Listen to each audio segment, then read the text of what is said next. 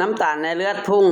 หลังมื้ออาหารบ่แม่นเรื่องเล่นๆแต่มันมีวิธีง่ายๆควบคุมน้ำตาลในเลือดให้สมดุลพร้อมดูแลหัวใจไปพร้อมกันอยากรู้วิธีติดตามให้จบนะเมื่อเจ้ากินอาหารจำพวกแป้งและของหวานน้ำตาลจะพุ่งสู่กระแสเลือดไว้หลายถ้าเจ้าเพิ่มไฟเบอร์ดีๆก้อนมื้ออาหารมันจะทำหน้าที่เหมือนฟองน้ำช่วยชะลอการดูดซึมของน้ำตาลบ่เฮ็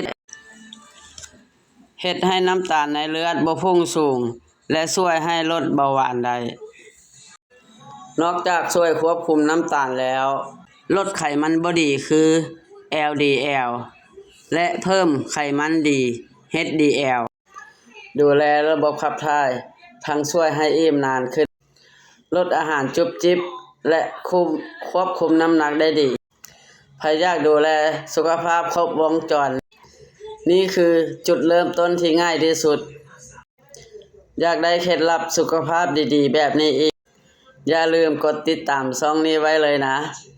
สุขภาพดีบ่แม่นเรื่องยากแค่เปลี่ยนสิ่งเล็กๆประจำวันเท่านั้น